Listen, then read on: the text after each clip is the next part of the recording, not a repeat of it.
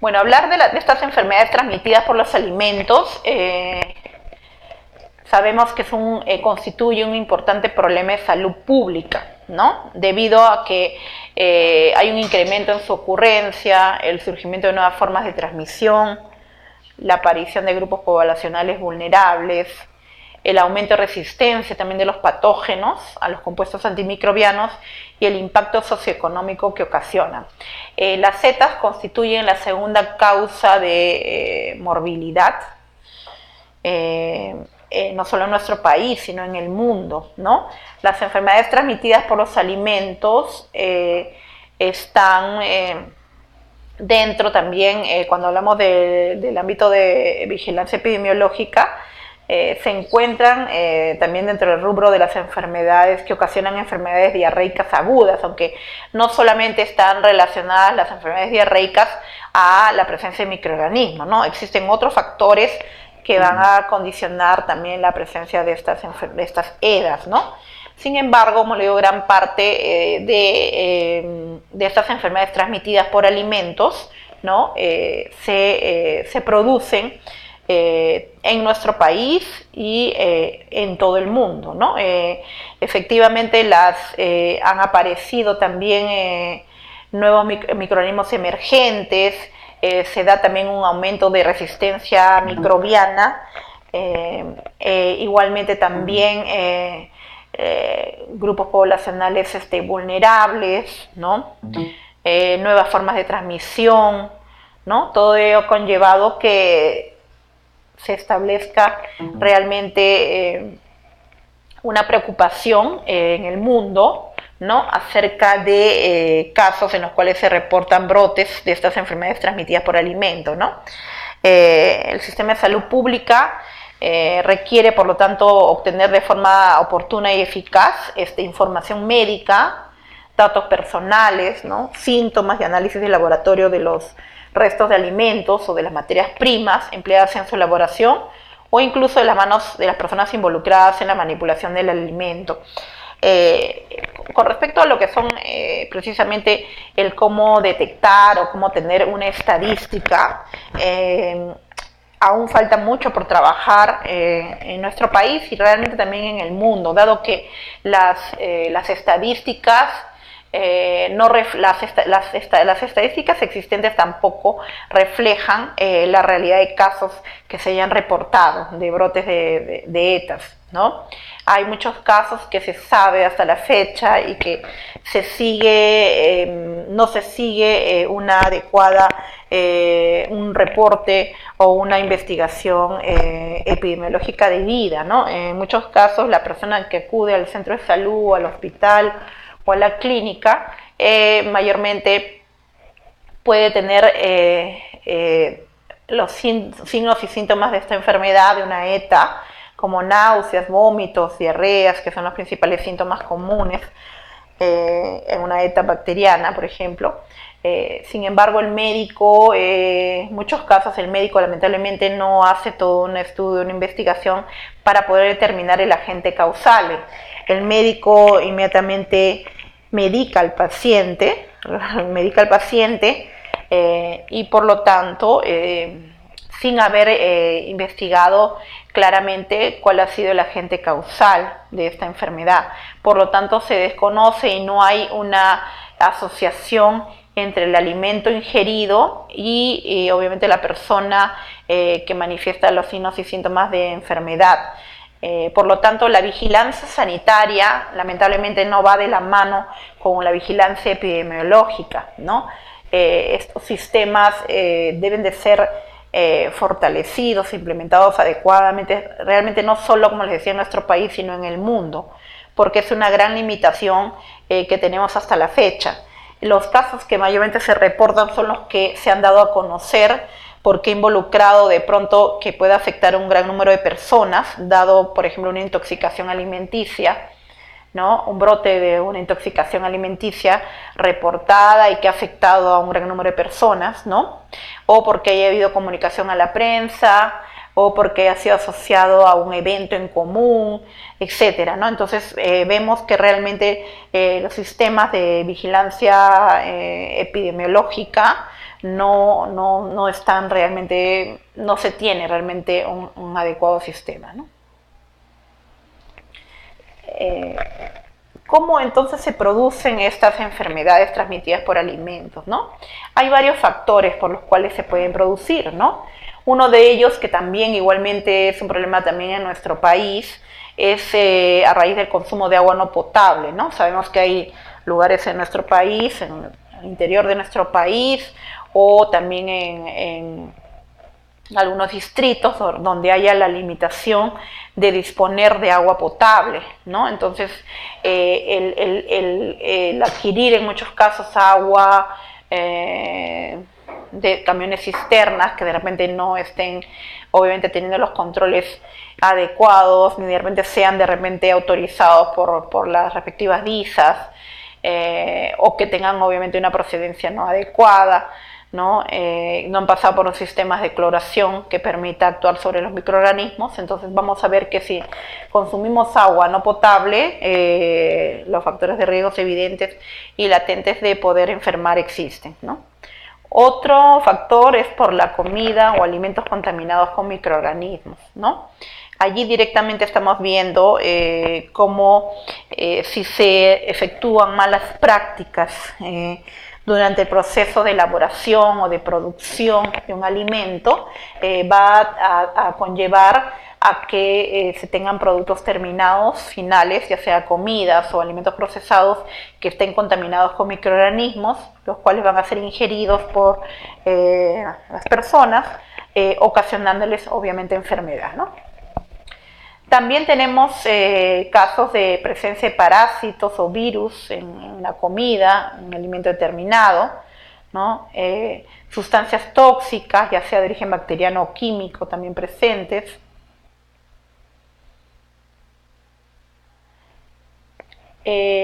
Vamos a ver ahora lo relacionado a los principales síntomas de las ETAs, ¿no? Como les decía hace un momento, existen una serie de síntomas, por lo general similares en varios de ellos, ¿no? Si bien es cierto, hay algunos determinados tipos de microorganismos que pueden producir alguna variante en algunos de los síntomas, la gran mayoría ocasionan estas manifestaciones clínicas, ¿no? Como por ejemplo náuseas, calambres, quemazón en la boca, problemas de diarreas, cefaleas, urticaria, vómitos, palpitaciones, ¿no? Que son los principales síntomas que pueden producirse, ¿no? ¿Qué ocasiona en este caso una enfermedad? Los costos que ocasiona en este caso una enfermedad de transmisión alimentaria en un establecimiento, llámese en una fábrica de producción de alimentos, en un restaurante, en un servicio de alimentación, en un catering aéreo, en fin, en diferentes escenarios, ¿no? Entonces, hay consecuencias obviamente implicadas, sobre todo creo lo principal y lo más importante es afectar la salud de las personas, ¿no? El daño que ocasiona a los trabajadores o a los clientes que puedan verse afectados, ¿no? Va también desencadenar que estas personas tengan que ser atendidos, implica obviamente el que no puedan laborar, ¿no? De pronto hay casos de intoxicaciones alimenticias que ha tenido que verse que las personas hayan sido internadas, hospitalizadas y en muchos casos puedan permanecer varios días internados hasta que puedan ir mejorando su salud, ¿no?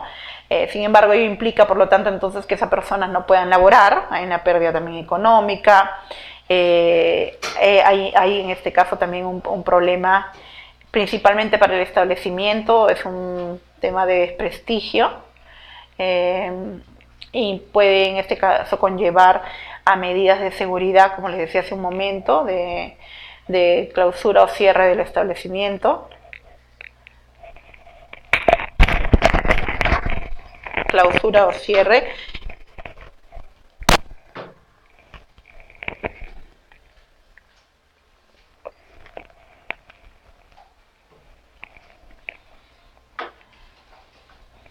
y sobre todo el tema de desprestigio, ¿no? Desprestigio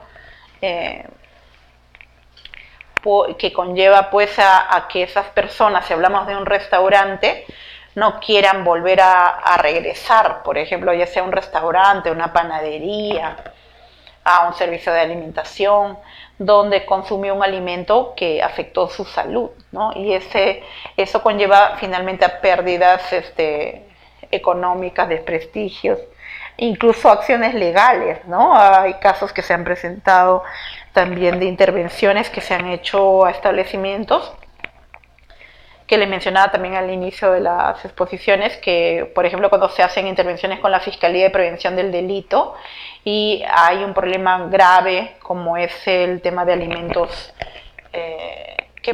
contaminados, por ejemplo, que a través de los análisis del laboratorio determine que esos alimentos estuvieron contaminados, bueno, la Fiscalía ya le sigue también un proceso penal al conductor, el del establecimiento, dado que es un atentado contra la salud, ¿no? Entonces, ahí vemos también los perjuicios graves, ¿no? que conlleva. Incluso en otros países tienen acciones incluso de mayor gravedad. Hay personas que pueden ser incluso encarceladas, ¿no? Por atentar contra la salud de las personas, ¿no? Entonces, las medidas son mucho incluso más drásticas, ¿no? Que en nuestro país.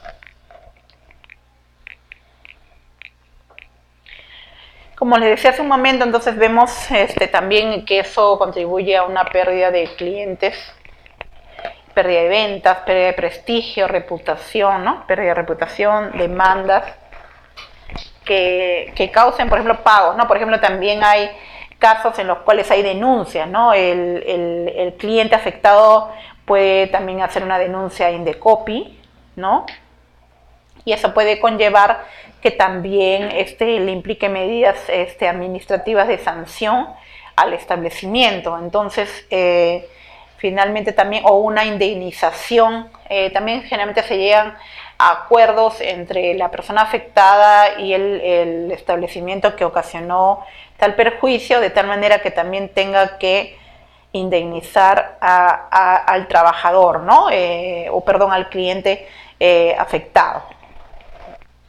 ¿Qué provoca también una ETA? El ausentismo de los empleados. Miren, para el empleado obviamente involucra también un daño, un perjuicio laboral. Obviamente conlleva que también se ausenten los empleados, ya sea porque sean despedidos. Obviamente al cerrar el establecimiento, pues igualmente pues son despedidos los empleados. También involucra que si el restaurante o servicio, alimentación tenga que volver a operar, obviamente bajo este tema, y que tome las medidas correctivas correspondientes, va a necesitar nuevamente entrenar a nuevos empleados. Y sin embargo, las personas que estuvieron inicialmente laborando, hay una baja en su autoestima, en la moral entre los empleados por lo acontecido. ¿Qué factores posibilitan la aparición de una enfermedad transmitida por alimentos? La falta de higiene personal, ¿no? Como sabemos nosotros, los seres humanos, tenemos microorganismos realmente en nuestro cuerpo, en la piel, en las manos, en las vías respiratorias, ¿no? Una deficiencia en lo que es higiene personal va a facilitar y favorecer la aparición también de una enfermedad transmitida, en la cual el vehículo principal va a ser el manipulador, ¿no? También en este aspecto tenemos manipuladores con alguna enfermedad infecciosa, ¿no? Una persona, por ejemplo, que esté padeciendo de una enfermedad gastrointestinal o una enfermedad respiratoria, o una enfermedad entonces infecciosa, ¿no? Va a ser en este caso causante de que el alimento obviamente se contamine, ¿no? A través de las manos de esta persona enferma, ¿no? O porque, por ejemplo, de pronto estornudó o tosió y esta saliva en la cual está eliminando microorganismos, gran cantidad de microorganismos patógenos, contaminen el alimento que luego va a ser consumido por el cliente. Uso de agua no potable, que hemos ya hablado, un almacenamiento inadecuado, igualmente en los almacenamientos de alimentos, ya sea a temperatura, en condiciones de frío o a temperatura ambiental, debe reunir requisitos mínimos de ventilación, ¿no? De un ambiente limpio, seco, ventilado, ¿no? En los casos de que sea almacenado el alimento en condiciones de frío, como mencionaba hace un momento, tiene que ser en equipos en los cuales las temperaturas estén adecuadas, los equipos tengan lectores de temperatura externo, de tal manera que puedan encontrarse fuera de la zona de peligro. Por lo tanto, no exista posibilidad de que los microorganismos puedan proliferar. Luego tenemos también la incorporación de alimentos, ingredientes crudos, ¿no? O aditivos contaminados en comidas que no hayan recibido una cocción suficiente. Esto también es otro factor, ¿no? De pronto un alimento, se está preparando una comida determinada, un alimento determinado, y le vamos a adicionar ingredientes, ¿no? Directos, como por ejemplo condimentos, ¿no? Por ejemplo, condimentos que estén contaminados, o por ejemplo un ingrediente crudo, ¿no? Que ese ingrediente crudo obviamente esté contaminado, por ende va a contaminar al producto final. También igualmente la incorporación de aditivos, ¿no? Aditivos contaminados, ¿no? Todo ello va a conllevar entonces que ese producto final se contamine.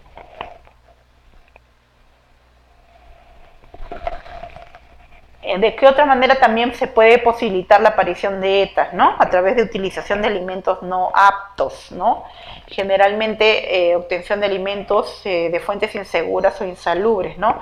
También tenemos el caso de ingredientes de origen dudoso, por eso que es importante que en este aspecto todo lo que intervenga para el proceso de elaboración de un alimento, ya sea materia prima, ingredientes, aditivos, todos estos reúnan los requisitos de inocuidad, ¿no? Es decir, que se encuentren exentos de contaminantes, ¿no? En la cual sobre todo procedan de un lugar seguro, de un lugar autorizado, ¿no? En el caso de plantas de producción autorizadas, o si son de lugares de distribución, igualmente también que sean confiables y seguros.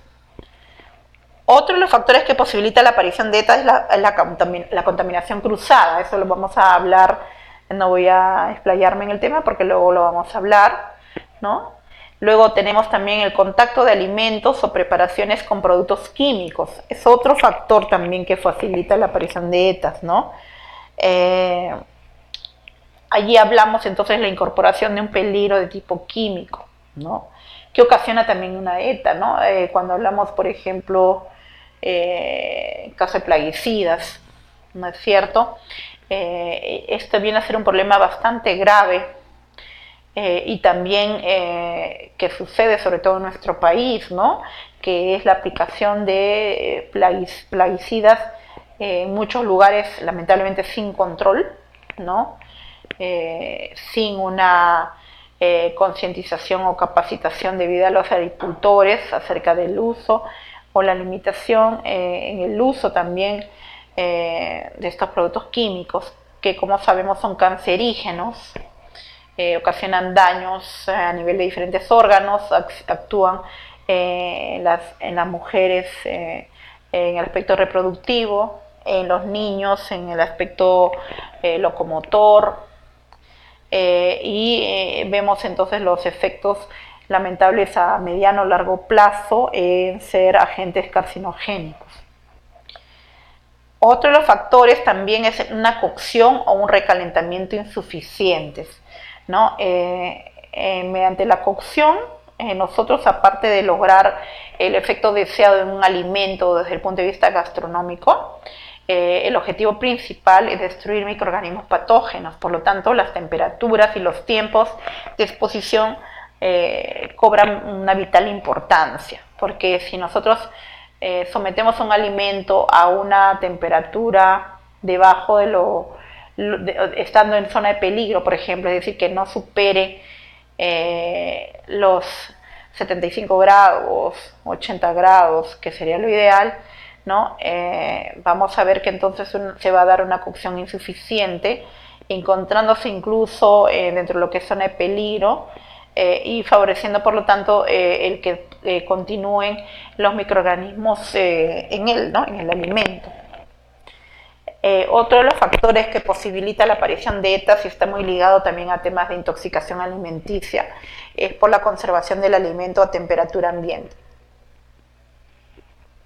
Generalmente el alimento, si es un alimento perecedero, el alimento debe ser siempre mantenido en cadena de frío, y si es utilizado para el proceso de elaboración, lo que se debe controlar muy bien son los tiempos operacionales, ¿no? La temperatura ambiente, un alimento a una temperatura ambiente prolongada va a favorecer la multiplicación de los microorganismos.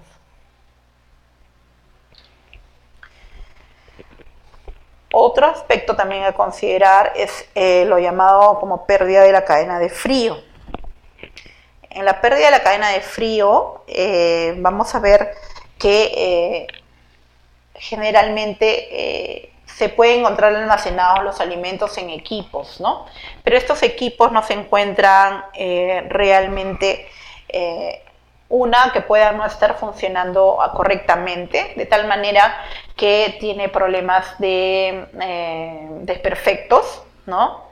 Otro aspecto es de que pueda el equipo no haber estado regulado a la temperatura adecuada. Es decir, a veces encontramos conservadoras que se encuentran a 10 grados, 12 grados centígrados, ¿no? Como sabemos, deberían estar almacenados entre 0 a 5 grados. Si lo encontramos a 12 grados centígrados, obviamente estamos en temperatura de peligro. Por lo tanto, los microorganismos están teniendo ya las condiciones ideales para poder proliferarse, ¿no? Proliferar en el alimento, ¿no?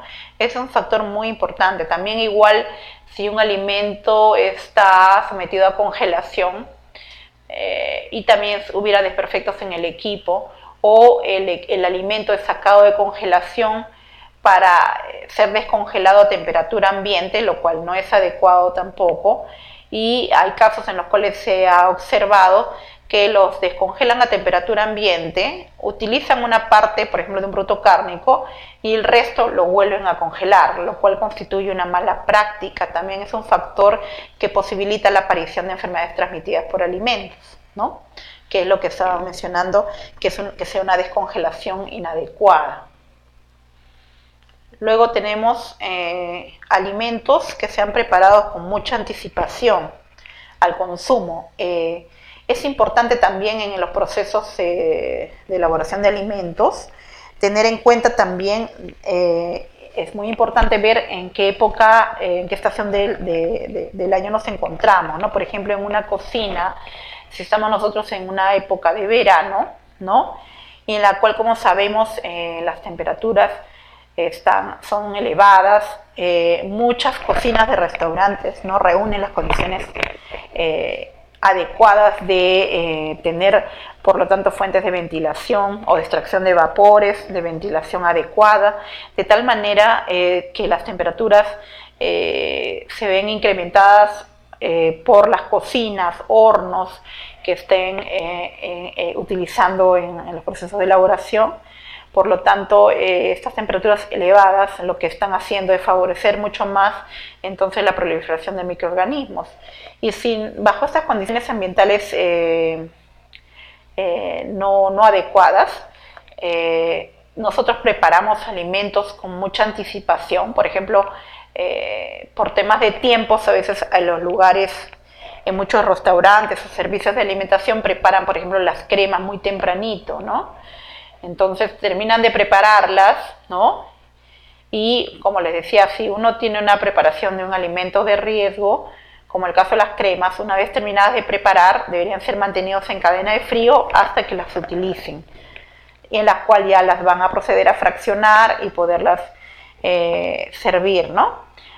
Sin embargo, asimismo, pese a que se dé la adecuada cadena de frío, lo más recomendable es que en las preparaciones se prioricen que aquellos alimentos de mayor riesgo no sean los primeros que se preparen, sino sean los últimos en prepararse. Entonces la prioridad debería darse entonces en manejar adecuadamente los tiempos, ¿no? Entonces no ser preparadas con mucha antelación, igual que los productos de pastelería, ¿no?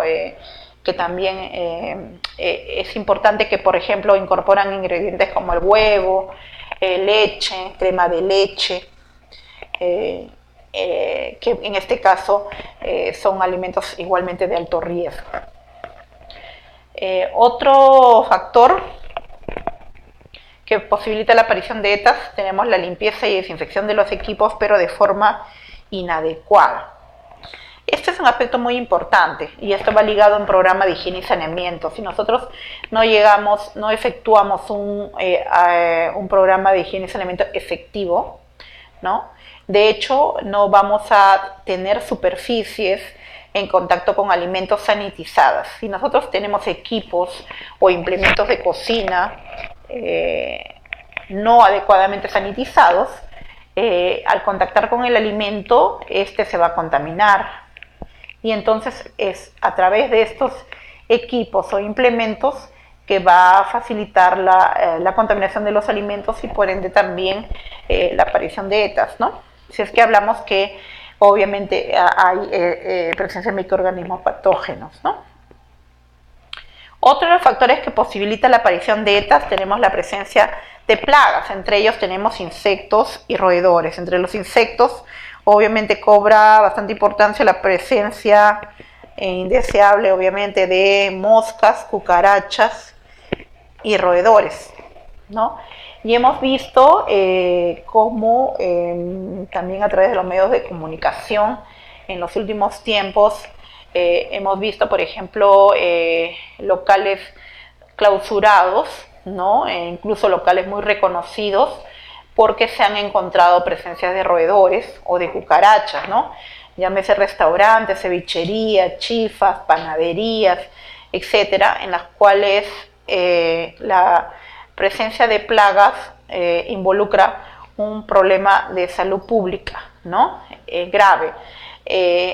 Tener en cuenta que también estos insectos, en el caso de los roedores, trasladan en su cuerpo, en las patitas, los microorganismos. Entonces, por eso son vectores, son causantes también de enfermedades transmitidas, porque ellos las van a trasladar a estos microorganismos que van a ocasionar enfermedad, ¿no? Entonces, por ello, el grave peligro que implica, ¿no? La presencia de estos animales plaga. Bueno, vamos a ver ahora lo relacionado a lo que es dentro de las ETAs tenemos lo denominado que es la infección alimentaria, ¿no? Una infección intestinal, ¿no? Que se da cuando uno consume un alimento que contiene microorganismos, ¿no? Entonces el microorganismo se multiplica dentro del huésped, ¿no? Provocándole los síntomas de la enfermedad. Para ello debe pasar un tiempo también entre lo que es la ingestión del alimento con el microorganismo y la aparición de los primeros síntomas, ¿no? Entonces es lo que se denomina tiempo de incubación, ¿no? Y determinar, como les decía, el agente causal. Pero entonces hablamos de consumir un alimento que tiene una cantidad determinada de microorganismos. Y tenemos el otro tipo de enfermedad transmitida por alimentos denominadas intoxicación alimentaria, ¿no? Y esta intoxicación se produce cuando hablamos de ingerir un alimento que contenga microorganismos patógenos, pero estos microorganismos patógenos crecen en el alimento y liberan toxinas, que son las que van a ocasionar, en este caso, la intoxicación. Son las toxinas producidas por los microorganismos, ¿no? Las que ocasionan esta enfermedad. Entonces las toxinas enferman al huésped y provocan los síntomas de la enfermedad. En esos casos, cuando hablamos de una intoxicación, la intoxicación, la manifestación de los primeros signos y síntomas es más rápida, es más violenta, el tiempo es mucho más corto que si hablamos de una infección alimentaria, ¿no? Porque al hablar de la ingestión de la toxina, ¿no? El daño o la acción directa se va a dar prácticamente a un tiempo bastante rápido, ¿no? La gravedad es mayor, obviamente, cuando hablamos de una infección que cuando hablamos de una intoxicación. Y tenemos también la enfermedad que resulta de una combinación de las dos, es decir, de lo concerniente a una infección alimentaria y una intoxicación. Entonces se le denomina toxi-infección alimentaria. Y esto ocurre también cuando se consume un alimento que contiene un microorganismo patógeno dentro del cuerpo, se establece, se multiplica y produce una toxina que ocasiona la enfermedad, ¿no? Los tiempos entre la ingesta y la aparición de los síntomas son generalmente superiores a la intoxicación, pero inferiores a la infección.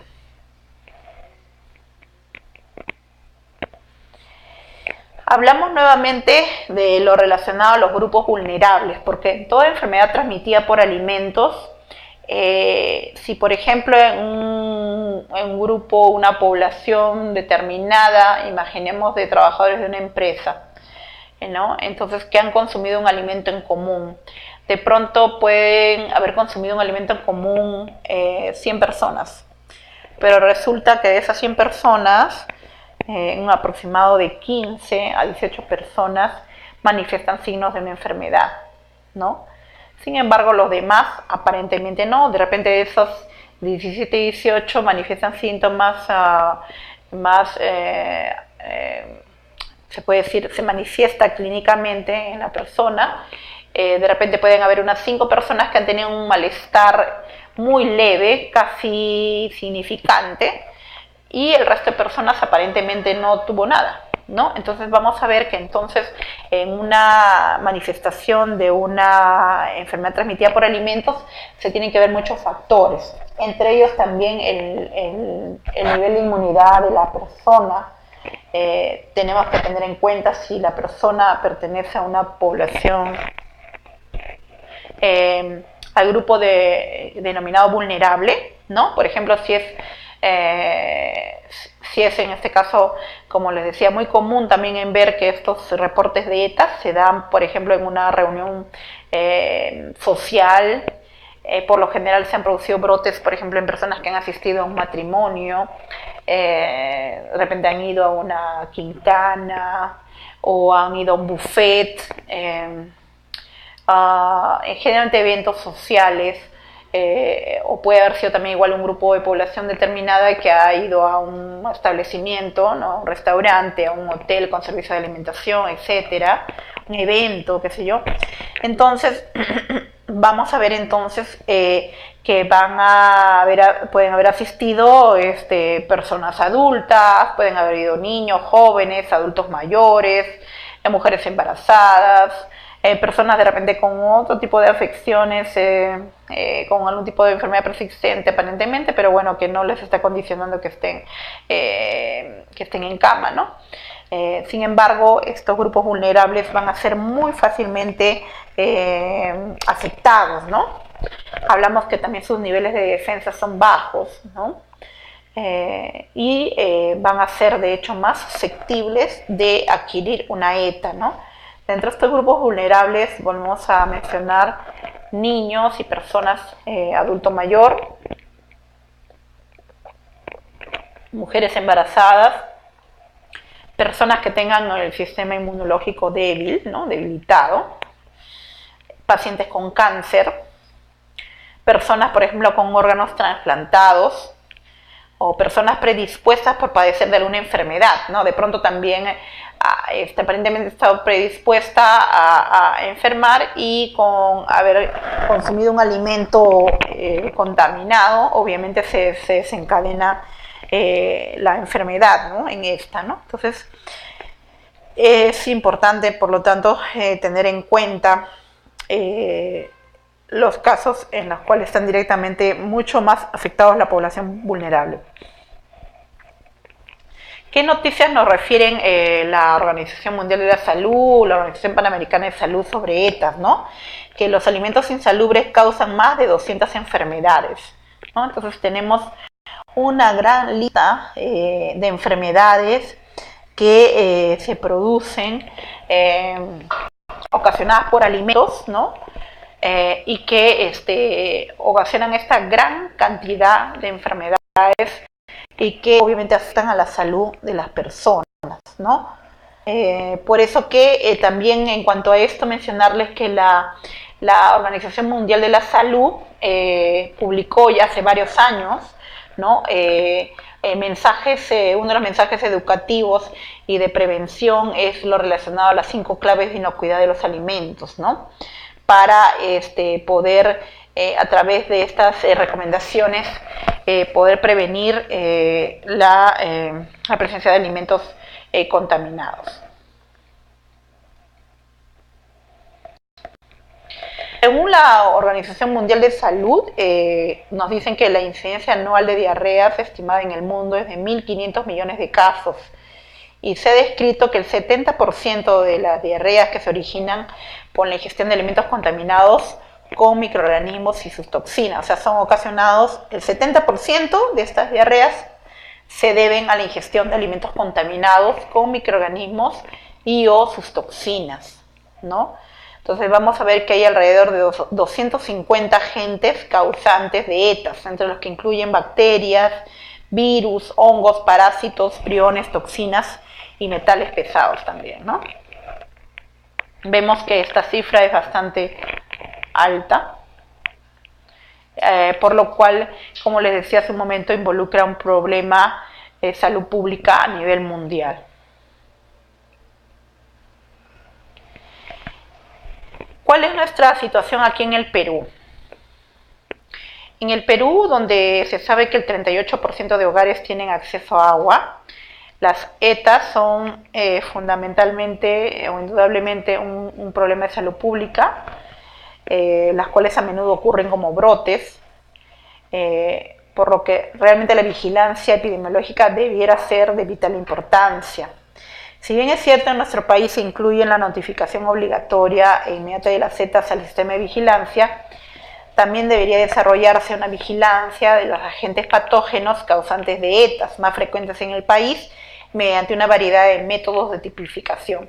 Esa es la limitación que yo les decía que tenemos, ¿no? O sea, no se tiene, por ejemplo, un registro donde nos digan la vigilancia epidemiológica de las ETAs, en las cuales nos digan, por ejemplo, cuántos casos de brotes de intoxicación alimenticia se han reportado o de infecciones ocasionadas por bacterias, y saber, por ejemplo, cuáles son los principales agentes causales, ¿no? Como por ejemplo, cuántos casos se han dado de reportes de salmonela, de Staphylococcus aureus, de Escherichia coli, de Bacillus cereus, de Clostridium perfringens, ¿no?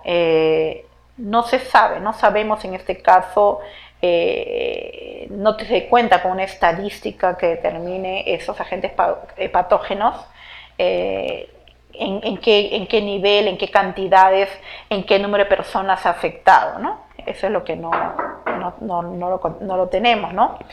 Tenemos, miren, una última información que es bastante antigua, bueno, relativamente, que es mediante el sistema de vigilancia epidemiológica entre los años 2010 a 2012, se han reportado un promedio de 35 brotes de ETA por año, 47% de los cuales se relacionaron clínicamente con casos agudos de salmonelosis, ¿no? Como vemos, nos hablan solo de un promedio de 35 brotes por año. No creo que este promedio de este número de brotes sea el real, ¿no? Sin embargo, sí sabemos, de hecho, alimentos que mayormente implicados por lo general los relacionan obviamente con preparaciones a base de huevo, como la mayonesa, que tenemos un 43%, o crema mayonesa, ensaladas, ¿no? Nos hablan de un total de personas afectadas de 2.800 y el 51% de los brotes reportados tuvieron entre 10 a 50 afectados en promedio, ¿no? Entonces, esta es una información, como le decía, del 2010 al 2012, ¿no? Sin embargo, los cuadros estadísticos que se encuentran en las referencias bibliográficas son de muchos años anteriores, ¿no? No tenemos una información de los últimos años a nivel estadístico. Bueno, la Dirección General de Epidemiología, que pertenece al Ministerio de Salud, en coordinación con el Instituto Nacional de Salud y DIGESA, viene trabajando acciones para fortalecer este sistema de vigilancia, lo que hemos hablado hace un momento, ¿no? Con la finalidad de poder integrar las diferentes acciones que se realizan para fortalecer las acciones de prevención y control de las ETAs en nuestro país. Otro tema que tampoco se tiene es la evaluación al paciente, pero por otro lado también es el tema de la evaluación del alimento implicado, del alimento sospechoso. Por eso que si bien es cierto tenemos una normativa de atención de alertas sanitarias o de brotes de intoxicación alimenticia, no se establece ese cumplimiento de forma real, ¿no? Solamente se pueden ver esfuerzos contados o casos contados, ¿no? Sin embargo, también por temas, entiendo, presupuestales, es que vemos la gran limitación que existen, por ejemplo, y que deberían de ser fortalecidos los gobiernos locales, es que deberían tener implementado su departamento de vigilancia sanitaria y deberían tener también incluso un laboratorio bromatológico y microbiológico, de tal manera que se pueda efectuar a la par de realizar la inspección sanitaria, realizar un plan de muestreo, ¿no?, para la realización de los análisis respectivos del laboratorio. Ello permitiría precisamente tener una base de datos de los alimentos generalmente implicados en alimentos contaminados que estén relacionados obviamente a brotes de ETAs, ¿no? Esta información y este trabajo de investigación y sobre todo que debiera tener un impacto en el sentido de poder establecer a través del conocimiento o la realidad de cuáles son los principales agentes causales y tomar medidas preventivas, debería darse un fortalecimiento en los gobiernos locales de tener implementado, porque eso está contemplado por norma, un área de vigilancia sanitaria dentro de lo que es la sugerencia de sanidad, y que cuenten con un laboratorio propio, ¿no? Realmente son contados con los dedos de la mano municipalidades que tienen laboratorio. Realmente son muy pocos, ¿no? Muy pocos. Y sin embargo también esta misma limitación también las tienen igualmente las autoridades en general, también a nivel del Ministerio de Salud, a nivel del Ministerio de Agricultura, porque realmente hacer una vigilancia a los establecimientos en general de producción, en lo que es producción animal, en lo que es, por ejemplo, alimentos industrializados, debería también llevarse a cabo estos monitoreos para poder determinar, si bien es cierto, las empresas tienen implementado un HACCP, bueno, también hay que tener en cuenta que muchas lamentablemente no tienen un autocontrol permanente. Entonces, por eso que también lamentablemente se observa o se ha visto generalmente a través de medios o de reportes casos de plantas también de producción de alimentos muy reconocidas, pero que se han encontrado graves deficiencias sanitarias, ¿no?, tanto en productos como en las condiciones sanitarias de las plantas, ¿no? Por eso que incluso esas plantas últimamente se han visualizado a través de medios que DIGESA ha procedido a clausurarlos, ¿no? Entonces, hay mucho por trabajar en el tema de vigilancia epidemiológica realmente, ¿no? Entonces, con la finalidad de poder fortalecerlo, ¿no? Integrar las diferentes acciones que realizan los diferentes organismos de vigilancia y sobre todo fortalecer las acciones de prevención y control de las setas en nuestro país, ¿no? Bueno, vamos a ver entonces lo relacionado a los tipos de ETAs, y tenemos los tipos de ETAs que podemos encontrar en los alimentos en general, ¿no? Tenemos, por ejemplo, Bacillus cereus, Campylobacter jejuni, Clostridium botulinum, Clostridium perfringens, Escherichia coli, Listeria monocytogenes, Salmonella enteritidis, Shigella flexneri, Staphylococcus aureus, Vibrio cholerae, Yersinia enterocolítica.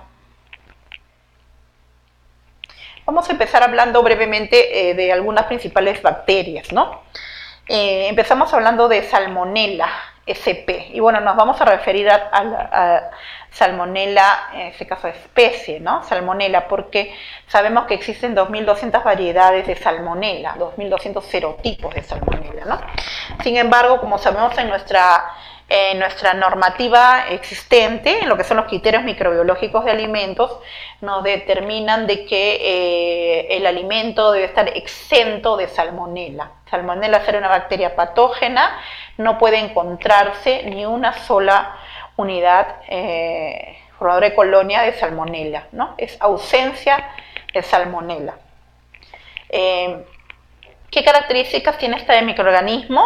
Produce infección. Una cantidad pequeña puede producir la enfermedad. Entre los síntomas principales tenemos que ocasiona diarrea, fiebres, vómitos. Se encuentra presente en las heces de las personas varias semanas después incluso de desaparecer los síntomas. Los alimentos implicados en salmonella tenemos principalmente los huevos, la carne de ave, los productos lácteos, la carne de res, ¿no? Son los principales alimentos. Y si hablásemos por excelencia, el que mayor prevalencia podemos encontrar es en huevos, ¿no? Igualmente también en la carne de aves. Y bueno, tendríamos que hablar acá también de una preparación por excelencia cuando hablamos de la preparación de la mayonesa casera. Es la mayonesa casera, obviamente preparada con huevo, ¿no? Entonces allí viene también una preparación alimenticia de riesgo, ¿no? Y las medidas de control es, por ejemplo, cocinar la carne. Cuando hablamos de la carne, las carnes en general, someterlos a un tratamiento térmico suficiente, ¿no? Igual que en los huevos también, ¿no? A unas temperaturas requeridas tales de poder lograr la destrucción de esta bacteria Salmonella, que realmente Salmonella es sensible al calor, ¿no? Prevenir la contaminación cruzada. Las recomendaciones están en las buenas prácticas, es decir, el lavado de manos, ¿no? Y también, bueno, obviamente no podemos trabajar con personal enfermo, ¿no? Empleados que puedan estar siendo portadores de salmonella, por ejemplo, ¿no? Vamos a hablar ahora de otra bacteria, que es Campylobacter, ¿no? Y esta bacteria ocasiona una infección intestinal también. Por eso vemos que los síntomas principales también van a ser diarrea, fiebre, vómitos. También se va a poder encontrar en alimentos como leche, productos lácteos no pasteurizados, ¿no? Y bueno, las recomendaciones son las medidas de control. Cuando hablamos de leche, productos lácteos, derivados, generalmente las medidas están orientadas a adquirir leches pasteurizadas, quesos pasteurizados, productos lácteos pasteurizados en general, y no adquirir productos de elaboración artesanal. Otra de las bacterias que conocemos también es Listeria monocytogenes, ¿no? Y esta es una bacteria anaerobia facultativa. La Listeria produce infección, tiene la particularidad de crecer en ambientes frescos y húmedos a temperaturas de refrigeración. Comúnmente se relaciona con productos listos para comer. La diferencia, por ejemplo, de las otras bacterias que estamos hablando es que este microorganismo afecta a grupos vulnerables, a grupos de riesgo, ¿no? Por lo general niños, ancianos y mujeres embarazadas. Ocasiona también cuadros de meningitis, de abortos. diarrea y fiebre inespecífica, ¿no? ¿Y qué alimentos están implicados en listeria? Los productos lácteos, ¿no? Que tengan un mal tratamiento de pasteurización, carne mal cocida, quesos, helados, alimentos refrigerados ya cocidos, ¿no? Alimentos expirados, etcétera, ¿no? Podemos encontrar aquí la presencia de listeria. ¿Qué medidas de control deberíamos tomar? Desechar productos, obviamente, que hayan sobrepasado su fecha de caducidad. No servir productos con leche, por ejemplo, de dudosa procedencia que no haya sido pasteurizada. Cocinar adecuadamente los alimentos, es decir, someterlos a un tratamiento térmico debido, y también prevenir riesgos de contaminación cruzada.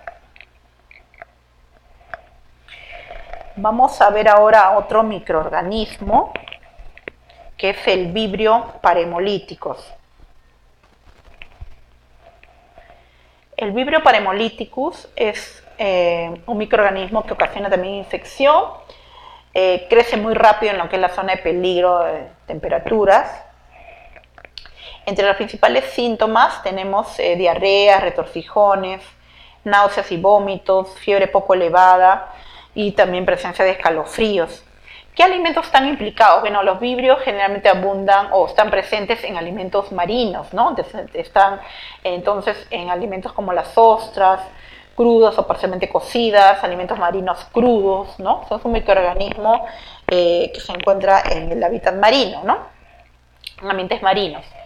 Y obviamente en los productos hidrobiológicos, ¿no? Medidas de control, se establece que, por ejemplo, ya hablamos en el tema del almacenamiento, por ejemplo, estos productos estén a 5 grados centígrados o menos. Tratamiento térmico también de cocción a estos productos. Bueno, adquirir también productos de proveedores seguros, es decir, también que procedan de empresas, plantas, donde se haga el procesamiento de estos productos y que ya han sido sometidos, obviamente, a controles de calidad, ¿no? En la cual nos aseguren que estén libres de estos microorganismos. Luego vamos a hablar de otra bacteria, que es el Vibrio cholerae, de la familia, es el género Vibrio, y hemos visto entonces a la especie Vibrio parhemolyticus, y ahora vamos a hablar de Vibrio cholerae, que es una bacteria anaerobia igualmente facultativa y que ocasionó en nuestro país hace más de prácticamente 20 años, creo, 20 años aproximadamente, ocasionó muchas muertes en nuestro país y personas que fueron hospitalizados, ¿no? Muchos recordarán la enfermedad que ocasionaba, que es el cólera, ¿no? Y que ocasionó, aparte de la pérdida de seres humanos, enfermedades en las personas afectadas y que después afortunadamente se pudieron restablecer, pero también produjo una serie de perjuicios económicos en nuestro país, ¿no? Fue una época bastante crítica en la cual fue bastante perjudicial en el ámbito de exportación de nuestros productos a diferentes países, ¿no? Yo recuerdo que referían que incluso como había tanta alarma por la presencia de este microorganismo, en los laboratorios donde solicitaban los análisis de laboratorio, pedían entre los microorganismos a investigar Vibrio cholera, así no sea un producto marino, ¿no? O sea, era prácticamente una alarma que fue bastante fuerte, en el sentido de que ya incluso limitaron el tema de la exportación de nuestros productos por bastante tiempo, ¿no? Y sin embargo, pese a ello, también el país tuvo una acción importante desde dentro del punto de vista de también acciones en el ámbito sanitario, ¿no? Desde allí creo que también se cobra bastante importancia el tema de implementar el lavado de manos, el abastecimiento de agua segura, la cloración del agua, lo relacionado también a las medidas de saneamiento básico, agua, desagüe, ¿no? Entonces se establece también difusión a nivel de los medios de comunicación, también de cómo tratar el agua, ¿no? Qué cuidados deberíamos de tomar en cuenta en la preparación de alimentos a base de pescados y mariscos. Y bueno, afortunadamente, después de esta época crítica en la cual nuestro país población estuvo afectada por la acción de este microorganismo, luego afortunadamente fue prácticamente eliminado, ¿no? Es así que no se tienen reportes de vibrio cólera en nuestro país, afortunadamente a la fecha, ¿no? Entonces se tomaron sí entonces medidas sanitarias en este aspecto, ¿no? Pero que conllevó también pues acciones también orientadas a lo que es la educación sanitaria, ¿no? Que era sumamente importante, ¿no? Entonces el vibrio, para recordar, bueno, produce infección. Los síntomas, a diferencia de los otros microorganismos que hemos visto, las diarreas, por ejemplo, que se presentaban, eran profusas y eran de color blanquecina, como el agua de arroz, ¿no? Generalmente se le compara con el agua cuando uno lava el arroz, es agua lechosa, blanquecina. Entonces la manifestación, la presentación de estas diarreas eran con un color blanquecino lechoso, profuso, y un dolor abdominal, ¿no? ¿Y qué alimentos estuvieron implicados? Obviamente las aguas contaminadas, ¿no? Y los pescados y mariscos provenientes de estas aguas contaminadas, ¿no? Las medidas de control era obviamente abastecerse de pescados y mariscos de un proveedor confiable, someter todo realmente a un tratamiento térmico, beber agua segura, lavado correcto y desinfección de frutas y verduras, lavado de manos, etc. Vamos a ver ahora acerca de otra bacteria, que es el Bacillus cereus. El Bacillus cereus tiene como característica que forma esporas y toxinas en el alimento, ¿no? Entonces está relacionada también a ocasionar cuadros de intoxicación. Está comúnmente relacionada con un alimento implicado que es el arroz, ¿no? Entre los síntomas tenemos diarrea y dolor abdominal sin fiebre, entonces hay manifestación de diarrea y vómitos. En los alimentos implicados tenemos el maíz cocido, papas cocidas, vegetales cocidos, productos de carne, arroz y pastas, alimentos cocidos con inadecuado enfriamiento. Justo sobre esta bacteria, comentarles que también en el rubro de alimentos preparados, precisamente es el arroz, ¿no? El arroz como tal, y también les comento que estuvo relacionado hasta la fecha una preparación alimenticia en Chifas, que es el famoso arroz chaufa, ¿no? El arroz chaufa, por lo general, viene a ser un alimento de riesgo, sobre todo teniendo en cuenta la problemática existente en varios chifas, no diría en todos, pero en varios chifas se detectaba que, por ejemplo, en la preparación del arroz chaufa utilizaban el arroz del día anterior, que les quedaba del día anterior, que lo guardaban, con el arroz, lo mezclaban con el arroz del día que hubiesen preparado, ¿no? Entonces mezclaban el arroz, en este caso, que contenía esta bacteria que era el Bacillus cereus, ¿no? Y por lo tanto, durante la actividad de preparación se desencadenaba que este alimento preparado, consumido, afectase la salud de las personas, ¿no? Entonces, el bacillus se va a encontrar en cereales, de hecho como el arroz, ¿no? Pero al ser productor de toxina, va a poder ser capaz de resistir temperaturas altas. Por otro lado, también un almacenamiento inadecuado, una falta de cadena de frío, o un insuficiente tratamiento térmico. Todo ello condiciona entonces que una preparación de riesgo, como el arroz chaufa, sean en este caso los que favorecerían la presencia de este microorganismo. Entonces, como las medidas de control están dadas en el tema de poder cocinar los alimentos a temperaturas adecuadas, conservar los alimentos fuera de la zona de peligro, lo que ya hemos hablado, ¿no es cierto?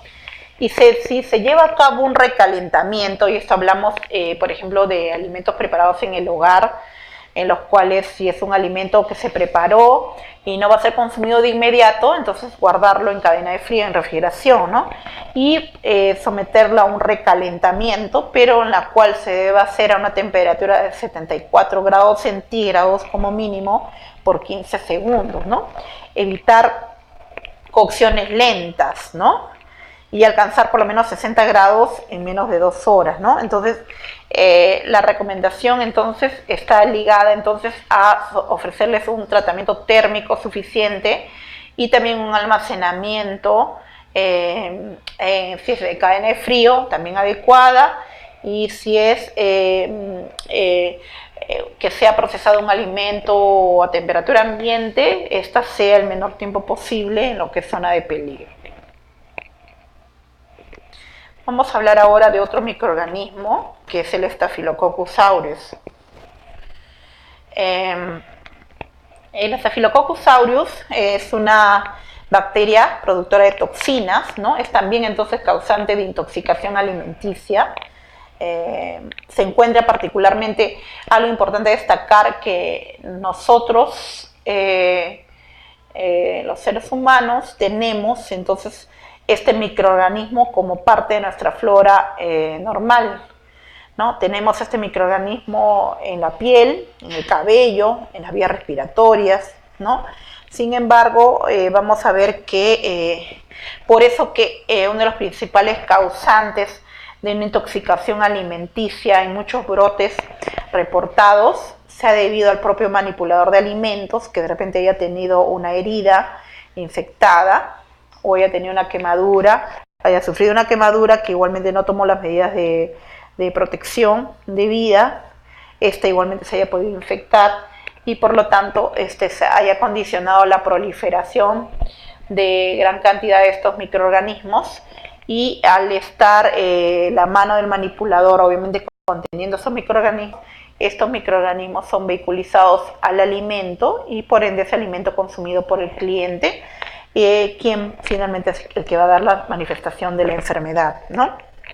Entonces, al ser un microorganismo productor de toxinas, los síntomas se van a producir, incluso en muchos casos, a partir de la media hora de haber consumido un alimento. Las manifestaciones clínicas son bastante, se puede decir, rápidas, son violentas. Las manifestaciones clínicas de la enfermedad, como son vómitos, náuseas, arcadas, puede producir diarrea. Ha habido casos reportados que se produce diarrea y vómitos, por lo tanto el grado de descompensación del organismo va a ser rápido, el proceso de deshidratación. Por eso que en muchos casos estas personas afectadas van a ser trasladadas y hospitalizadas, ¿no? Porque se produce bruscamente la manifestación clínica de la enfermedad, ¿no? ¿Y qué alimentos están implicados? Miren, muchos alimentos, sobre todo vamos a tener alimentos cocidos contaminados por los manipuladores, ¿no? Por eso que también se tiene que, por ejemplo, un manipulador que tenga Staphylococcus en sus manos y esté trozando, por ejemplo, un pollo cocido, una carne cocida, cerdo cocido, pues estos microorganismos son transferidos directamente al alimento y ese alimento ya ha tenido un tratamiento térmico. Sin embargo, el tratamiento térmico inicial de pronto ha podido ser eficaz, ¿no? Sin haber sido sometido a una temperatura y un tiempo adecuado, pero lamentablemente ese alimento con tratamiento térmico va a ser contaminado con Staphylococcus aureus por las manos del manipulador, que está procediendo a trozar esa carne ya cocida, ¿no? Entonces hablamos de una contaminación posterior al tratamiento térmico, que es lo que ocurre, ¿no? Entonces, por eso que entre los principales alimentos implicados tenemos el jamón, también el jamón cocido.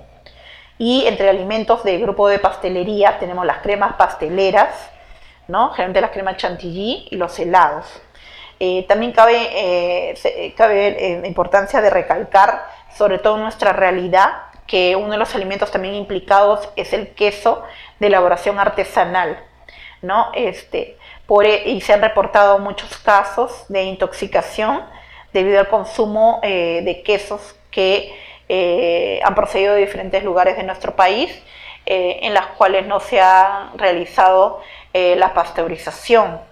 y en muchos casos también la procedencia o cómo se ha podido dar esta enfermedad.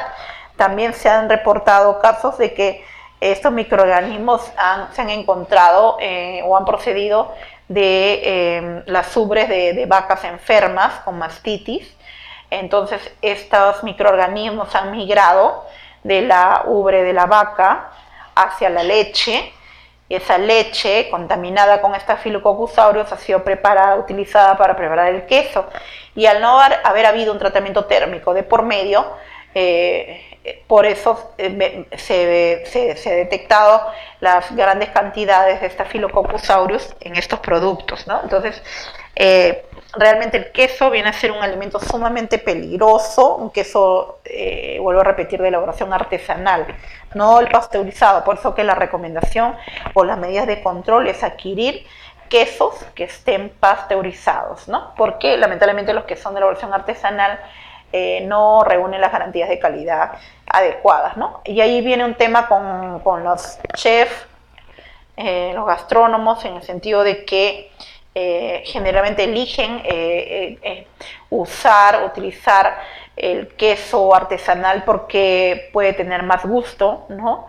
A diferencia de un queso pasteurizado que por lo general lo preparan, lo producen bajo en sal, ¿no? Y de hecho, desde el punto de vista gastronómico, suele ser más agradable efectivamente el queso artesanal. Sin embargo, los riesgos potenciales a la salud, de daño a la salud, son altamente grandes en el queso de elaboración artesanal, ¿no? Entonces, también como está implicado este microorganismo a manos de manipulador, entonces aquí se establece con mayor rigurosidad el tema del lavado de manos, el tener control cuando una persona padezca de una herida o una quemadura, en el sentido de poder protegerse la zona afectada, ¿no es cierto?, con apósitos, con guantes, ¿no? Si es incluso una herida de mayor gravedad, poderlo derivar a que no manipule alimentos y pueda realizar otro tipo de actividad, ¿no? Más no en contacto con el alimento, ¿no? Evitar el contacto de las manos con la nariz y otras partes del cuerpo. Como les decía, en nuestras vías respiratorias, nosotros al toser, al estornudar, eliminamos también estafilococos, ¿no? Y mantener los alimentos fuera de la zona de temperatura peligrosa. Por eso que en el tema de prevención establecemos el uso de la mascarilla, ¿no? El uso de la cofia, de la mascarilla protectora y los guantes, ¿no? Para evitar precisamente que a través del manipulador podamos enfermar. Otro microorganismo tenemos el Clostridium botulinum, ¿no? Es una bacteria anaerobia estricta. Esta bacteria tiene la particularidad de formar esporas y, a diferencia de las otras bacterias que hemos hablado, esta bacteria produce una neurotoxina, por lo tanto afecta al sistema nervioso central, ¿no? Generalmente también los síntomas van a variar, ¿no? Si inicialmente podemos encontrar casos de personas que manifiesten signos clínicos de enfermedad como náuseas y vómitos, posteriormente pueden desencadenar síntomas a nivel neurológico, como por ejemplo visión doble, debilidad, dificultad para hablar y tragar, o incluso, lamentablemente, en casos de mayor gravedad, haber ocasionado la muerte, ¿no? En los alimentos implicados tenemos alimentos enlatados. Realmente aquí viene a ser un gran riesgo el tema de conservas, por ejemplo, que se comercializan, en las cuales se desconoce el lugar de fabricación, ¿no? O se encuentren, por lo tanto, estas conservas, por ejemplo, hinchadas, que es un indicador de la presencia de este microorganismo, ¿no? Que al ser productor de gas, por eso, producto de la fermentación y producción de gas, la cantidad de estos microorganismos, imagínense, pueden empujar a la lata, hacer que prácticamente la lata se deforme y se produzca un hinchamiento, ¿no? También se pueden encontrar en embutidos caseros, también en papas al horno, Por ejemplo, también en conservas de frutas, en conservas de espárragos. Por ejemplo, Clostridium botulinum se ha producido también en otros países. Afortunadamente no tenemos reportes de Clostridium botulinum en nuestro país, porque incluso las cantidades que pueden ser capaces de causar la muerte de una persona son en pequeñas cantidades, incluso en miligramos de presencia de un alimento con Clostridium botulinum, ¿no? Entonces, aquí el control, en la medida de control está en asegurar la procedencia, adquirir productos de fábricas reconocidas, de productos que tengan, por lo tanto, empresas que tengan su validación HACCP, de empresas que consignen obviamente en el rotulado la información adecuada al consumidor, como es el registro sanitario, la fecha de producción, la fecha de almacenamiento, la composición del producto, las condiciones de almacenamiento, etcétera, todo lo que debería, el número de lote, ¿no? En la cual el código de barras, etcétera, todas las características que debe reunir, denominados requisitos de calidad, que debe cumplir un producto. Y en este caso, como les decía, el mayor riesgo se da porque están implicados alimentos en conserva principalmente, ¿no? Tenemos otra bacteria también del grupo del género Clostridium, ¿no? Tenemos en este caso el Clostridium perfringens, que también es una bacteria anaerobia, ¿no? Estos microorganismos que estamos viendo, que estamos hablando, crecen sin condiciones de oxígeno, ¿no? Como hablábamos al inicio, ¿no? Entonces también produce, o forma espora, produce toxinfecciones, crece muy rápido a temperatura de zona de peligro, ¿no? Esta bacteria ocasiona síntomas a nivel gastrointestinal, dolor abdominal, náuseas, diarreas agudas, no presenta fiebre ni vómitos. ¿Y qué alimentos pueden estar implicados? Carnes, carne de aves, platos hechos con carne y aves, por ejemplo, guisos, salsas de carne. Este microorganismo podemos encontrarlo en el ambiente, realmente en los campos, ¿no? Es una bacteria que se puede encontrar, vuelvo a repetir, en diferentes, generalmente en el ambiente, en lugares obviamente abiertos, en lugares donde también, en lugares de producción también de productos cárnicos, ¿no? Por eso que los alimentos también igualmente de riesgo vienen a ser preparaciones hechas con carne de ave y de res, por ejemplo.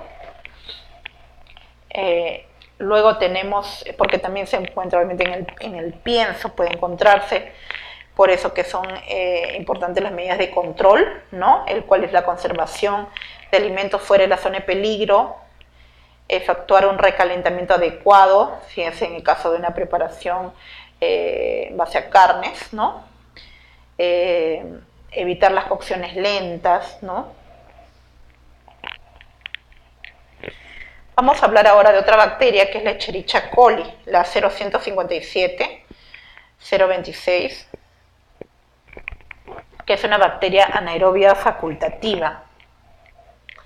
Esta Escherichia coli, ¿no? Es una bacteria que produce una toxinfección, ¿no? Y tiene una particularidad que las diarreas que se manifiestan son con presencia de sangre, ocasiona retorcijones, falla a nivel renal, es decir, produce un síndrome urémico hemolítico en menores de hasta 10 años. ¿Y qué alimentos pueden estar implicados? Por ejemplo, las hamburguesas, las carnes crudas o mal cocidas. También en vegetales podemos encontrarlo en lechugas, en jugos de manzana, en lácteos. En los reportes de esta Escherichia coli se han dado en varios países, ¿no? Sobre todo está relacionada a su presencia en hamburguesas, sobre todo en empresas de comida rápida. Se han encontrado presencias de esta bacteria en precisamente hamburguesas, como mencionaba, ¿no? Entre las medidas de control está la cocción adecuada de las carnes, sobre todo la picada, que es la de mayor riesgo, ¿no? En el caso de los vegetales, un lavado y desinfección rigurosa, ¿no? Prevenir la contaminación cruzada con carnes crudas de los alimentos listos para el consumo y lavado de manos.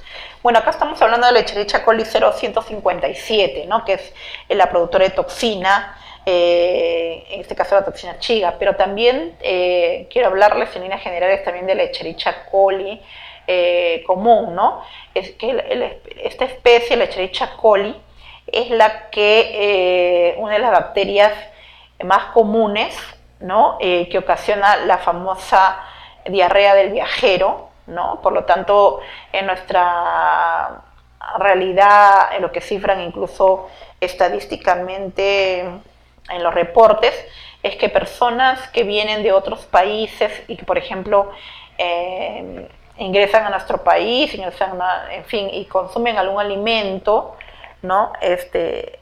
Mayormente debido a que provienen de otra realidad, en otro ambiente, en la cual de pronto los niveles de contaminación no sean de pronto como nosotros tenemos una problemática grave en el tema de vegetales, en el tema de frutas. Entonces, si esta persona consume un alimento contaminado con Escherichia coli, pues inmediatamente le va a producir diarreas, ¿no? Y en este caso la manifestación de la enfermedad, que es la Escherichia coli, ¿no? Esta bacteria es una bacteria coliforme que se encuentra en las excretas de los humanos y de los animales de sangre caliente. Entonces, esta bacteria vamos a encontrarla en gran variedad de alimentos, ¿no? La Escherichia coli la podemos encontrar en los vegetales, ¿no? Por eso que es de mucho riesgo la preparación de ensaladas crudas, ¿no? Podemos encontrar por ejemplo, en las cremas de ajíes preparadas, en los refrescos, en las entradas también, en el agua. Tiene una realmente gran distribución este microorganismo. Es un coliforme fecal, como les decía, se encuentra en las heces, ¿no? De animales y de seres humanos, ¿no? Por lo tanto, es un microorganismo patógeno, ¿no? Y cuya presencia en gran variedad de alimentos la vamos a encontrar. Por eso que es importante tomar las medidas preventivas y de control adecuadas. Bueno, vamos a pasar a hablar ahora de virus. Entre los virus tenemos el norovirus, ¿no? Y tenemos, principalmente lo vamos a encontrar en las heces de personas infectadas, también en aguas contaminadas. Los principales síntomas tenemos vómitos, diarrea, náuseas, retorcijones, ¿no? Luego tenemos alimentos implicados, son los listos para consumo, mariscos contaminados, ¿no? Y las medidas de control también viene a ser el lavado de manos correctos, ¿no? O sea, un lavado de manos riguroso, excluir empleados enfermos y la compra a través de proveedores aprobados. Otro de los virus implicados en ETAs es el virus de la hepatitis A, ¿no? El virus de la hepatitis A principalmente se puede encontrar en las heces de personas infectadas. Solo una pequeña cantidad del virus puede ocasionar la enfermedad, ¿no? Y entre los síntomas tenemos inicialmente fiebre, una fiebre leve, debilidad general, náuseas, dolor abdominal, y posteriormente se puede manifestar una ictericia, es decir, la piel de color amarillenta, ¿no? Se manifiesta en la piel, se va tornando amarillenta. Luego, los alimentos implicados, tenemos alimentos listos para consumo, tenemos carnes frías, frutas, verduras, mariscos, ¿no? Y las medidas de control están ligadas también a la aplicación de las buenas prácticas en lo que es lavado de manos, compra también de proveedores aprobados, ¿no? Entonces, este virus, obviamente, a diferencia de los otros virus no relacionados con alimentos, obviamente se encuentra en alimentos, ¿no? Y los mecanismos de enfermarnos es a través de ingestión de alimentos contaminados con el virus de la hepatitis A.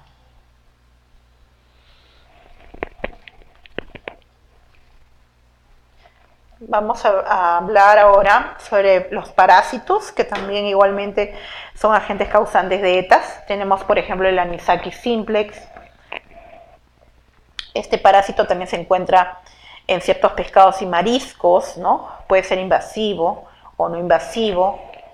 En el caso de no invasivo puede producir una sensación de hormigueo en la garganta, expulsión de lombrices al toser. Si es invasiva, ocasiona un dolor estomacal, náuseas, vómitos, diarreas. Alimentos que estén implicados tenemos el bacalao, el lenguado, la caballa, el salmón de Pacífico.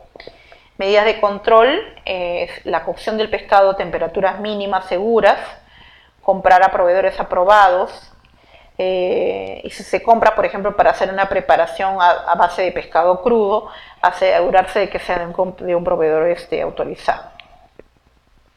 Otro de los parásitos tenemos la Giardia duodenalis, ¿no? Es también un parásito, es un protozoario, ¿no? Que también tenemos incidencia de este parásito en nuestro país, sobre todo también en población infantil, en la cual viven en lugares donde hay deficiencia de saneamiento básico, ¿no? Es decir, tienen problemas de carencia de agua o de sistemas de desagüe adecuados, ¿no?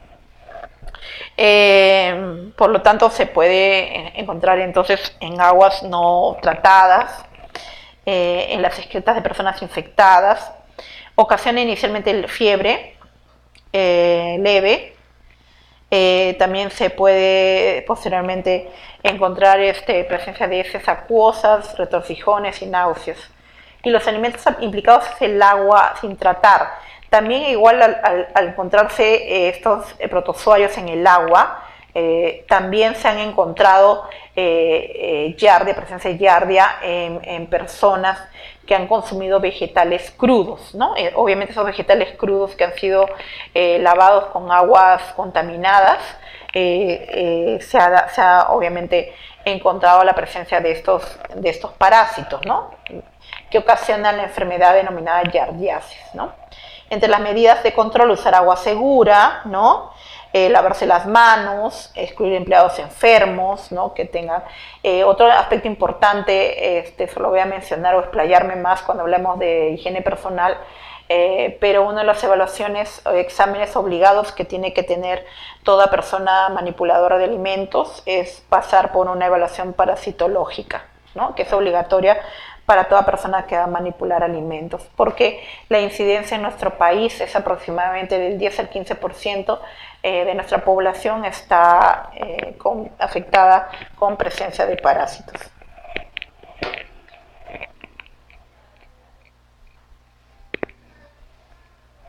Luego tenemos envenenamiento por toxina, que es en el caso de la histamina, ¿no? Se produce al consumir altos niveles de histamina, que se halla, por ejemplo, en pescados y otras especies. Cuando vemos que los pescados tienen un abuso de tiempo y temperatura, las bacterias de estos pescados producen histamina. Entre los síntomas tenemos enrojecimiento, sudor, dolor de cabeza, sensación de ardor, diarrea, vómitos. Alimentos implicados tenemos el atún, bonito, caballa. Las medidas de control es comprar pescados a proveedores aprobados, prevenir el abuso de tiempo y temperatura durante el almacenamiento y la preparación. Luego tenemos también casos de envenenamiento por toxina, como la ciguatoxina, ¿no? La cual podemos encontrar en ciertas algas marinas. Esta toxina se acumula en los peces cuando comen peces más pequeños que a su vez han comido algas tóxicas, y la toxina no se elimina ni con la cocción ni con la congelación, ¿no? Los síntomas, tenemos alteración en las sensaciones de frío y calor, náuseas, vómitos, sensación de hormigueo en los labios y en los dedos de las manos y pies, dolores musculares. Alimentos implicados tenemos el mero. En las medidas de control es comprar pescados igual a proveedores autorizados. Luego tenemos envenenamiento paralizante por mariscos, ¿no? Que es una saxitoxina, que también la hallamos en ciertas algas marinas tóxicas de aguas frías. Los mariscos, incluyendo almejas, mejillones y ostras, se contaminan al filtrar aguas marinas a través del agua. Síntomas, una falta de sensibilidad, también hay una sensación de hormigueo en la boca, cara, brazos y piernas, mareos, náuseas, vómitos, diarreas. Alimentos implicados tenemos las almejas, mejillones y las ostras. Y la medida de control también es comprar a pescados a proveedores aprobados y con buena reputación. Otro de los microorganismos que vamos a hablar son los mohos. Los mohos también son especies microscópicas del reino fungi que suelen crecer en forma de filamentos. Los mohos se encuentran en alimentos como en las frutas, verduras, pan húmedo, queso y mermeladas abiertas, ¿no? Pueden diferenciarse en distintos tipos en función de cómo se comportan estos microorganismos, ¿no? Los mohos, al igual que las bacterias y las levaduras, son agentes causantes de deterioro en los alimentos, ¿no? Si las condiciones ambientales son cálidas y húmedas, el crecimiento de mohos se ve favorecido a través de las esporas, ¿no? En el caso, por ejemplo, de Aspergillus, Mucor o Penicillium, son algunos de los tipos de mohos más comunes, ¿no? Los filamentos que se forman, las hifas, van a fabricar enzimas que descomponen las moléculas más duras. Los mohos aparecen en forma de manchas verdes.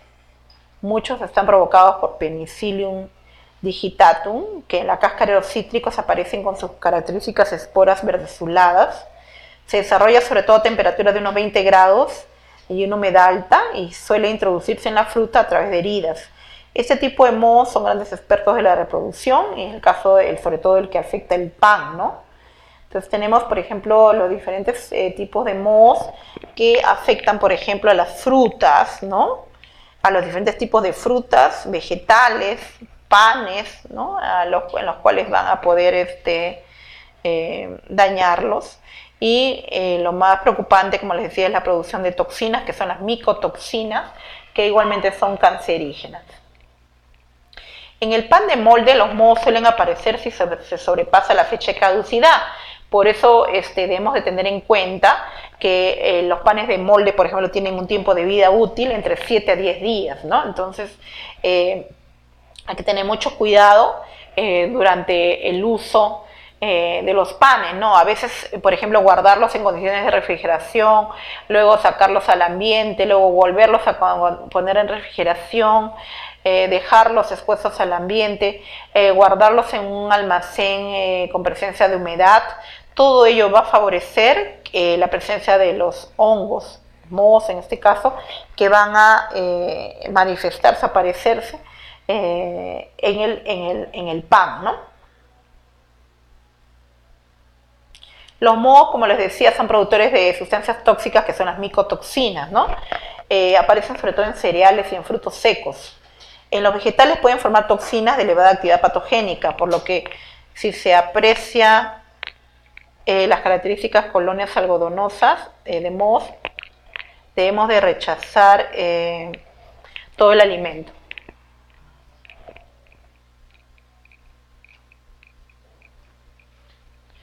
Las principales micotoxinas son las aflatoxinas. Tenemos, por ejemplo, que se pueden encontrar en el maíz, en el algodón, en los frutos secos y en los productos lácteos. Y afecta a animales como el ganado porcino, bovino, ovino y aves, ¿no? Cuando se desarrolla en una planta, la toxina es estable al calor y por tanto su eliminación es compleja. Otras micotoxinas que podemos encontrar son las fumoricinas, que están en el maíz, las ocratoxinas, que se detectan en granos de cereales, café y uvas, también afecta al ganado porcino. Luego tenemos los tricotecenos, que afectan al trigo, cebada, avena, maíz, así como el ganado lechero, aves de corral y ganado porcino también. Para poder controlar y prevenir las micotoxinas se debe contar con buena ventilación, temperatura y humedad. Las micotoxinas suelen crecer en ambientes con temperaturas templadas, ¿no? Entre los 24 y 28 grados y una tasa de humedad elevada. En todo lo que estamos hablando acerca de las enfermedades transmitidas por alimentos, hemos repetido en varias oportunidades el hecho de que el alimento debe evitarse que permanezca demasiado tiempo en lo que es la denominada zona de peligro, ¿no? Entonces, que está establecida entre los 5 grados, como les decía, las referencias de muchos autores establecen hasta 60, 63 o incluso 65 grados centígrados, ¿no? Que es la denominada zona de peligro, porque es la que va a favorecer más bien la presencia de los microorganismos que van a poder multiplicarse en el alimento, ¿no? Entonces debemos de evitar manteniendo el alimento, sometiéndolo a tratamiento térmico sobre los 65 grados en adelante, y por el lado de alimentos que deban de ser conservados en cadena de frío desde los 5 grados hacia abajo, ¿no? Entonces, que nos van a permitir una temperatura de seguridad en el alimento, ¿no?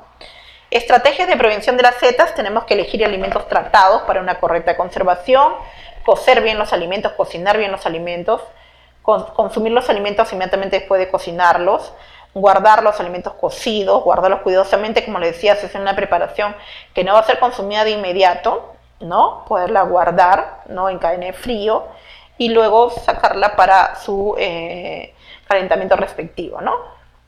Evitar el contacto entre alimentos crudos y cocidos para prevenir la contaminación cruzada, lavarse las manos todas las veces que sean necesarias, mantener las superficies limpias y desinfectadas, utilizar agua potable. Y tenemos, había hablado hace un buen rato acerca precisamente de una de las estrategias de la Organización Mundial de la Salud, que es con respecto a las 5 claves de inocuidad, ¿no? En la cual establece, por ejemplo, una de las 5 claves, una de las primeras claves es mantener la limpieza, ¿no? La limpieza general de las instalaciones, de las áreas, de los equipos, ¿no? Mantener la limpieza a todo nivel.